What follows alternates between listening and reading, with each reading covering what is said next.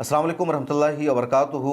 वक्फ amendment bill पर बनी JPC यानी जॉइंट पार्लियामेंट्री कमेटी ने अपनी रिपोर्ट पार्लियामेंट के दोनों ऐवानों में पेश कर दिया है और बजट सेशन का जब दूसरा दौर शुरू होगा 10 मार्च से, तो उम्मीद यही है कि उस मरतबा इस बिल पर बहस होगी और ये बिल आसानी के साथ पास हो जाएगा, क्योंकि जिन लोगों पर तकिया था, जिन लोगों से उम्मीद थी कि वो लोग इस बिल को पास नहीं होने देंगे, उन पार्टियों ने भी अब हरी झंडी दे दी है।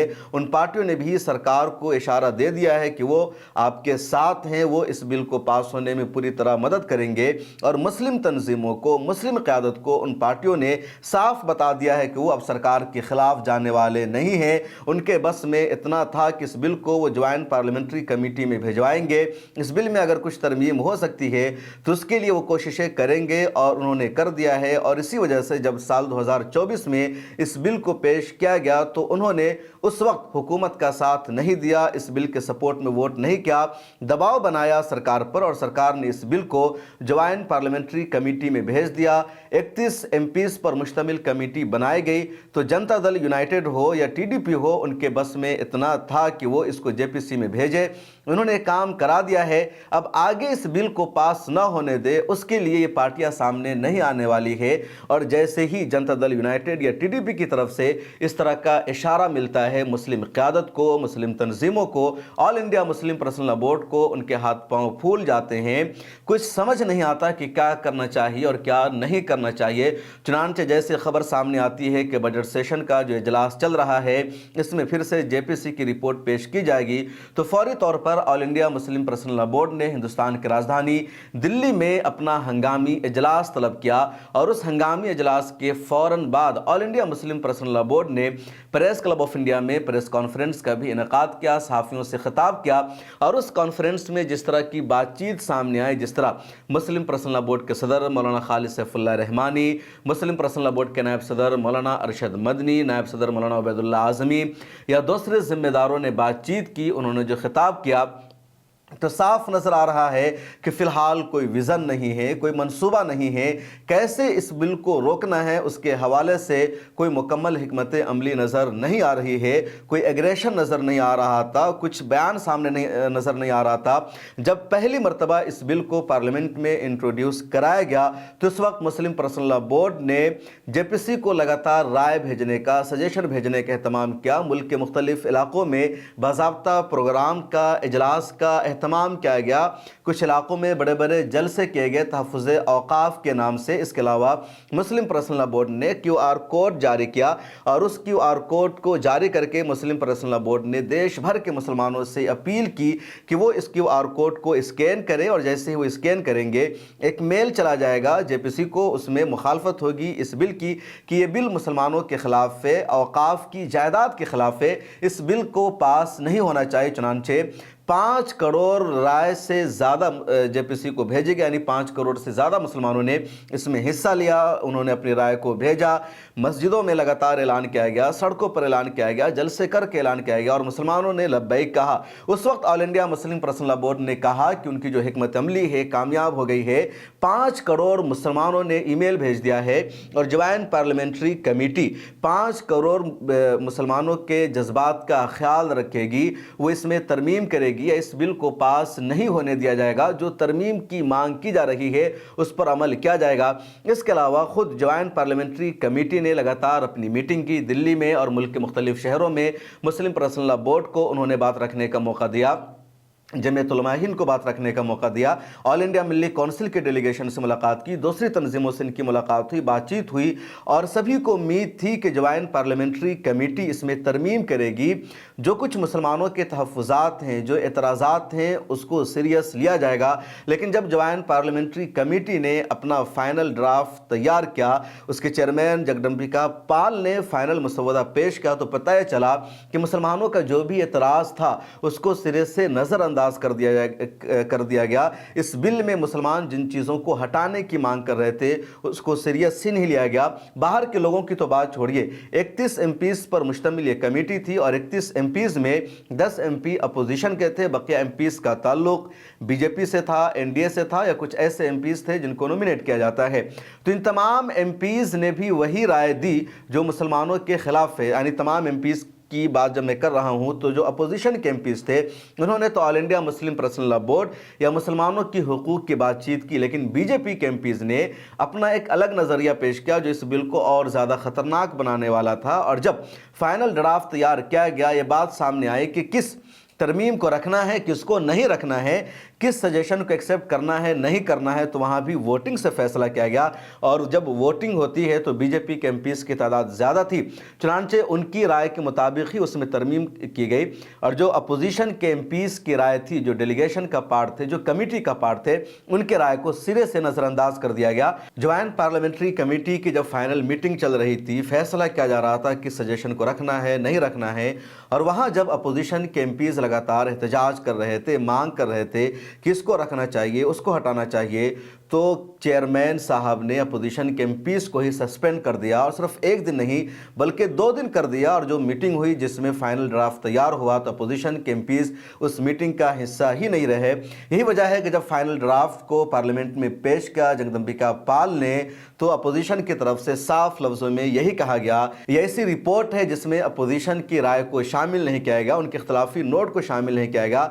यह भी कहा गया कि जो जेपीसी है आइन के खिलाफ है, दस्तूर के खिलाफ है, क्योंकि जब भी कोई जेपीसी तैयार होती है तो इसमें बात शामिल होती है कि अपोजिशन के इख्तलाफी नोट क्या है। हाँ, पार्लियामेंट्री कमेटी को, सरकार को इख्तियार है, चाहे तो उस नोट को रखे ना रखे, लेकिन जेपीसी की जिम्मेदारी है इख्तलाफी नोट को शामिल करना, हर एक के सजेशन को शामिल करना। लेकिन जगदम्बिका पाल साहब ने, मौजूदा जेपीसी ने अपोजिशन के इख्तलाफी नोट को ही हटा दिया है। और इस तरह की बात मल्लिकार्जुन खड़गे ने राज्यसभा में की, नासिर हुसैन ने की, संजय सिंह ने की, असदुद्दीन ओवैसी ने की, और जितने एमपीज़ हैं जिनको पार्लियामेंट में बात रखने का मौका मिला उन्होंने वहां इस तरह की बात की। जिनको पार्लियामेंट में बात रखने का मौका नहीं मिल सका उन्होंने पार्लियामेंट के बाहर आकर इस तरह की बात की, लेकिन सभी ने इसका विरोध किया, सभी ने एहतजाज किया और कहा ये जो जेपीसी है वक्फ अमेंडमेंट बिल पर, ये रद्दी की टोकरी है, कूड़ेदान में डालने के काबिल है, क्योंकि जो एतराज़ था उसको शामिल नहीं किया गया। अब सबसे बड़ा सवाल यह है, और ये सवाल आपके दिल में भी होना चाहिए, कि क्या ये बिल पास हो जाएगा या बिल पास नहीं हो पाएगा। अब तक जो उम्मीदें थी कि बिल पास नहीं हो पाएगा और जिस तरह की उम्मीद दिलाई जा रही थी, तो इस वजह से कि बीजेपी के पास तनहा नंबर्स पूरे नहीं हैं। बीजेपी के पास लोकसभा में सिर्फ 240 एमपीज़ है और 240 एमपीज़ से बिल पास नहीं हो सकता है, क्योंकि अपोजिशन की तादाद इससे ज़्यादा हो जाएगी। एनडीए की जो हुकूमत है या बीजेपी जो इस वक्त सरकार में है, तो वो जनता दल यूनाइटेड के सहारे, टीडीपी के सहारे, लोजपा के सहारे, दूसरी पार्टियों के सहारे। तो मुस्लिम तंजीमों ने इस बीच में लगातार नीतीश कुमार से बातचीत की, चंद्रबाबू नायडू से बातचीत की, दूसरे रहनुमाओं से बातचीत की, और इन सब लोगों ने मुलाकात के दौरान मुस्लिम तंजीमों को ये यकीन दहानी कराई, उम्मीद दिलाई कि इस बिल में उनके जो एतराज़ात थे उसको दूर कर दिया जाएगा और जिस तरह का ये बिल है उसको पास नहीं होने दिया जाएगा। लेकिन उन लोगों ने कभी भी ये यकीन दहानी नहीं कराई कि उस सिरे से इस बिल की मुखालफत करेंगे। मुसलमानों की यही मांग थी। मुस्लिम तंजीमों ने इस दौरान हुकूमत से, बीजेपी के किसी भी जिम्मेदार से मुलाकात नहीं की। अपोजिशन के जिम्मेदारों से लगातार मुलाकात होती रही, लेकिन leader of opposition Rahul Gandhi के साथ मुस्लिम तंजीमों ने एक भी मुलाकात नहीं की।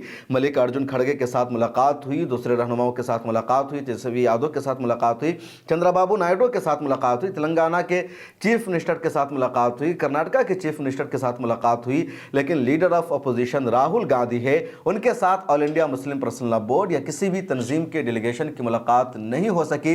अब क्यों ये मुलाकात नहीं हो सकी? क्या राहुल गांधी ने टाइम नहीं दिया या फिर मुसलमानों ने ही उनसे टाइम नहीं लिया? क्या राहुल गांधी सॉफ्ट हिंदुत्व के नज़रिया पर जो अमल कर रहे हैं तो इस वजह से वो मुसलमानों से मिलना नहीं चाह रहे थे? एक अलग सवाल है और इस सवाल का जवाब भी मांगना ज़रूरी है। जब भी मैंने जानने की कोशिश की मुस्लिम पर्सनल लॉ बोर्ड की क़यादत से, उनके ज़िम्मेदारों से, तो उन्होंने गोल मोल जवाब दिया और कुछ कहा ही नहीं जिससे कहा जा सके कि क्यों राहुल गांधी की उनसे मुलाकात नहीं हो सकी। बहरहाल मुलाकातों का सिलसिला ख़त्म हो चुका। मुस्लिम पर्सनल लॉ बोर्ड की क़यादत ने नीतीश कुमार और चंद्रबाबू नायडू के करीबी लोगों से, ज़िम्मेदारों से बातचीत करने की कोशिश की, जानने की कोशिश की कि क्या मार्च में जब इस बिल को पार्लियामेंट में पेश किया जाएगा तो इस बिल के हक़ में वोट करेंगे या नहीं करेंगे, इस बिल को पास होने से रोकेंगे या नहीं रोकेंगे। तो उनकी तरफ से अब जो जवाब आया है वो यही کہ وہ बीजेपी کے خلاف نہیں جا سکتے ہیں, وہ سرکار کے خلاف نہیں جا سکتے ہیں, وہ اس بل کو پاس نہ ہونے میں ذرا برابر بھی کوئی بھی مدد نہیں کریں گے, وہ اس بل کے اگینسٹ میں ووٹ نہیں کریں گے.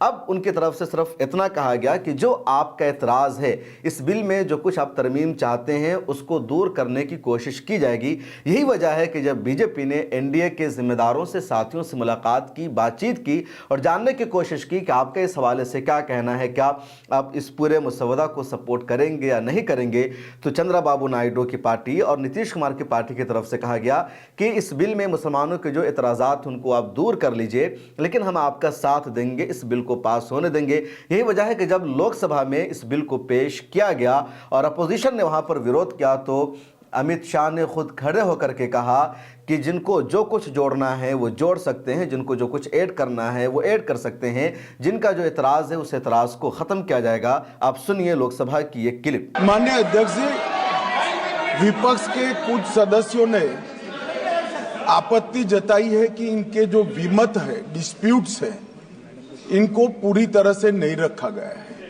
मैं मेरी पार्टी की ओर से आपको विनती करना चाहता हूं कि विपक्ष के जो डिस्प्यूट्स है एक सिर कर आप संसदीय कार्यप्रणालिका के उपयुक्त रूप में जो जोड़ना है वो जोड़े. इसमें मेरी पार्टी को कोई आपत्ति नहीं. अमित शाह का बयान साफ बता रहा है कि वो इस बिल में तरमीम के लिए अब भी कायल हैं. यानी जेपीसी की जो रिपोर्ट सबमिट की गई है पार्लियामेंट में, इसमें मजीद कुछ तरमीम की गुंजाइश है, इसमें मजीद कुछ चीज़ों को दूर किया जा सकता है, लेकिन इस बिल को पास हर हाल में किया जाएगा. और अब नीतीश कुमार की तरफ से भी, चंद्रा बाबू नायडू की तरफ से भी इस बिल की हिमायत की जाएगी. और यही वजह है कि मुस्लिम पर्सनल लॉ बोर्ड ने जब अपनी प्रेस कॉन्फ्रेंस का इनेकाद किया तो कोई भी एग्रेशन नहीं दिखाया, मामूली सा रवैया दिखाया. खुद मौलाना अरशद मदनी जो हर मामलों पर खुलकर बोलते हैं, प्रेस कॉन्फ्रेंस में वो 1 मिनट से ज़्यादा कुछ नहीं बोले और उनकी तरफ से इतना ही कहा गया कि हम यूसीसी को लेकर के सुप्रीम कोर्ट जा चुके हैं, इस मामले को भी लेकर के सुप्रीम कोर्ट जाएंगे. इसके अलावा मौलाना सैयद अरशद मदनी की तरफ से कुछ नहीं कहा गया. सड़कों को आबाद करने की बात की गई, लेकिन उससे ज़्यादा कुछ हिकमत अमली नज़र नहीं आई. और जो मामला है बस इतना ही कि जिन पर तकिया था, जिन पर सहारा था, उन्होंने अब कह दिया है कि इससे ज़्यादा इसमें तरमीम की गुंजाइश नहीं है. फिलहाल जेपीसी ने अपनी जो फाइनल रिपोर्ट पार्लियामेंट में पेश की है वो ख़तरनाक है, मुसलमानों को बहुत ज़्यादा नुकसान पहुंचाने वाला है. और सबसे बड़ा मामला है मुसलमानों की मस्जिदों का, कब्रिस्तानों का, ईदगाहों का, मदरसों का, और ख़ास तौर पर जो पुरानी इमारतें हैं. मुसलमानों की कुछ मस्जिदें ऐसी हैं जो 400 साल पुरानी हैं, कुछ दरगाहें ऐसी हैं जो हज़ारों साल पुरानी हैं, कुछ कब्रिस्तान ऐसे हैं जो 1000 साल पुराने हैं. और अब जब मांगा जाएगा कि इनका डॉक्यूमेंट्स क्या है, इनका सबूत क्या है, किसने इसको वक्फ किया था, तो यकीनी तौर पर कोई सबूत नहीं है. बस सबूत इतना है कि वक्फ बोर्ड के तहत इन ज़मीनों का इंदिराज है. तब वक्फ बोर्ड में जिनका इंदिराज है उसको भी वक्फ की प्रॉपर्टी माना जाएगा, नहीं माना जाएगा, ये मुश्किल मामला हो जाएगा, क्योंकि वक्फ ट्रिब्यूनल को ही सिरे से ख़त्म कर दिया गया है, वक्फ बाय यूज़र को ख़त्म कर दिया गया है. इसके अलावा वाक़िफ़ के लिए 5 साल के साथ मुसलमान होने की शर्त लगा दी गई है. डीएम को सबसे ज़्यादा पावर दिया गया है कि कौन सी प्रॉपर्टी वक्फ की है और नहीं है, उसका फ़ैसला डीएम करेगा और वही माना जाएगा. फ़र्ज़ कर लीजिए एक मस्जिद है और वो मस्जिद पिछले 500 सालों से है और उस 500 साल से मस्जिद है, उसका यकीनी तौर पर आपके पास कोई भी कागज़ी सबूत नहीं होगा, क्योंकि 500 साल पहले किसने उस मस्जिद को वक्फ किया था, किसके नाम वक्फ किया था, किसकी वो जगह थी, ऐसा कोई डॉक्यूमेंट सबूत नहीं मिलेगा. बल्कि सिर्फ इतना है कि 1952 में जब वक्फ बोर्ड बना तो वक्फ बोर्ड में उस मस्जिद का इंदराज है कि जो जगह है वक्फ बोर्ड की जगह है और 500 साल से यहाँ पर मस्जिद बनी हुई है. अब डीएम को इख्तियार होगा, डीएम ने अगर कह दिया कि 500 साल पुरानी ये जो मस्जिद है वो मस्जिद की जगह नहीं है, बल्कि पिछले ज़माने में मंदिर की जगह थी या किसी और की जगह थी, तो अब वहाँ पर डीएम की बात मानी जाएगी और उस मस्जिद का मस्जिद होना बाकी नहीं रहेगा. ये इस वक्फ कानून का सबसे ख़तरनाक पहलू है और इसी वजह से सबसे ज़्यादा इसको रद्द करने की मांग की गई, लेकिन इसको रद्द नहीं किया गया. पहले ऐसा होता था कि अगर कोई वक्फ की प्रॉपर्टी है और किसी ने दावा किया कि वक्फ की प्रॉपर्टी नहीं है तो मामला वक्फ ट्रिब्यूनल में जाता था, वहाँ उस पर बहस होती थी, वहाँ सबूत मांगे जाते थे और उसके बाद फैसला होता था कि वक्फ की प्रॉपर्टी रहेगी या नहीं रहेगी. बहुत ज़्यादा वक्फ की प्रॉपर्टी ऐसी है जिस पर लोगों ने कब्ज़ा कर रखा है और वक्फ बोर्ड ने उसको आज़ाद कराने की कोशिश की. आप देखेंगे इंडिया में कि जब भी किसी मस्जिद का विवाद हुआ, किसी मस्जिद पर मंदिर होने का दावा किया गया, तो वहाँ पर वक्फ बोर्ड سامنے آتا ہے، فریق بنتا ہے اور وقف بورڈ کہتا ہے کہ جو مسجد ہے وقف کی پراپرٹی ہے اور مندر توڑ کر اس مسجد کی تعمیر نہیں کی گئی یا کسی اور کی پراپرٹی نہیں ہے۔ اب جب یہ قانون پاس ہو جائے گا تو ان کے لیے کسی بھی مسجد کو مندر میں تبدیل کرنا آسان ہو جائے گا۔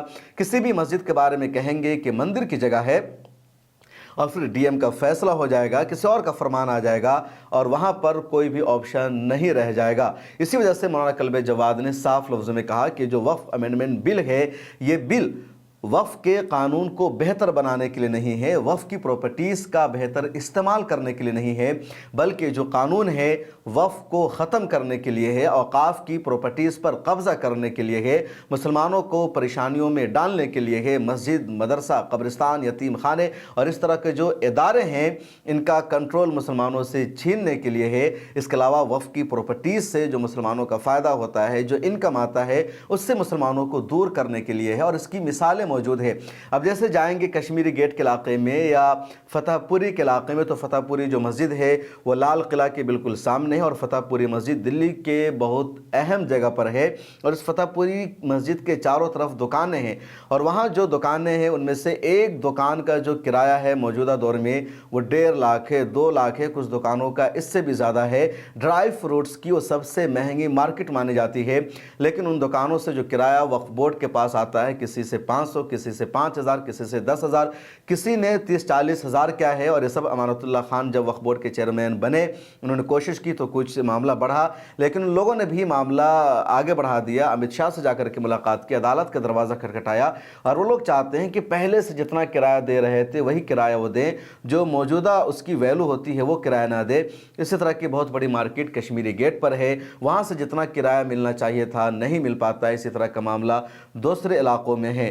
تو وقف کی جو پراپرٹیز ہے جس سے بہت زیادہ انکم آ سکتا ہے، کئی لوگوں کا فائدہ ہو سکتا ہے، مسجد کے اماموں کو تنخواہیں مل سکتی ہے۔ 18 مہینے سے دلی میں وقف بورڈ کی مسجد کے جو امام ہیں ان کو تنخواہیں نہیں ملی اور وجہ یہ ہے کہ وقف کی پراپرٹیز پر ان لوگوں کا قبضہ ہے، وقف بورڈ کو تنخواہ نہیں دیتے اور وقف بورڈ جب ان سے پیسہ مانگتا ہے، ان سے کرایہ مانگتا ہے تو وہ لوگ ٹال مٹول کرتے ہیں۔ اور ابھی اس طرح کا جو قانون آ گیا تو وہ ایسے قابض لوگوں کو فائدہ پہنچائے گا۔ اس کے علاوہ 10 مسجدیں دلی میں اور ملک کے مختلف علاقوں میں ایسی ہے جو آباد نہیں ہے، جن پر جو SIA کے تحت ہے یا جہاں نماز ادا نہیں ہو رہی، اب ان مسجدوں پر بھی قبضہ کیا جا سکتا ہے، ان مسجدوں کا نام و نشان مٹایا جا سکتا ہے، وہاں کچھ دوسرا پروجیکٹ شروع ہو سکتا ہے۔ تو یہ سب کچھ اسی قانون کے پاس ہو جانے کے بعد ہو جائے گا۔ اس لیے بہت اہم قانون ہے، بہت خطرناک قانون ہے۔ جو انٹلیکچول ہے، جو دانشور ہے، ان کا صاف ماننا ہے کہ پچھلے 11 سالوں سے یا کہہ لیجئے 10 سالوں سے بی جے پی جو انڈیا پر رول کر رہی ہے اور مسلمانوں کے خلاف جتنے قانون بی جے پی نے اب تک پاس کیے ہیں ان میں یہ سب سے زیادہ خطرناک قانون ہے اور اس کی سنگینی کو سمجھنا ہوگا۔ لیکن کیسے اس بل کو روکا جائے، کیا پالیسی ہوگی، اس پر مسلم تنظیموں کا لائحہ عمل کیا ہوگا، فی الحال کوئی بھی ٹھوس منصوبہ سامنے نہیں آ سکا ہے۔ جو مسلم قیادت ہے وہ 1 to 1 بات چیت کرنے کے لیے بھی تیار نہیں ہے۔ آل انڈیا مسلم پرسنل بورڈ کے کئی ذمہ داروں سے میں نے کوشش کی، رابطہ کیا کہ ان کا انٹرویو کر سکے، ان سے بات چیت کر سکے، تو انہوں نے بھی ٹال مٹول کیا، کوئی بھی واضح جواب نہیں دیا، یعنی وہ انٹرویو دینے سے بھی بچنا چاہ رہے ہیں، قوم کے سوالوں کا جواب نہیں دینا چاہتے ہیں۔ یہ پورا معاملہ ہے، اب دیکھنا یہ ہے کہ آگے کیا ہوتا ہے۔ قوم بیدار ہے، قیادت کو بھی بیدار ہونے کی ضرورت ہے اور قیادت کیسے اس کو ایک مہم کے طور پر چلائے گی یہ بھی دیکھنا ہوگا۔ فی الحال مجھے دیجیے اجازت، آپ کی کیا رائے ہے کمنٹ سیکشن میں ضرور لکھیے۔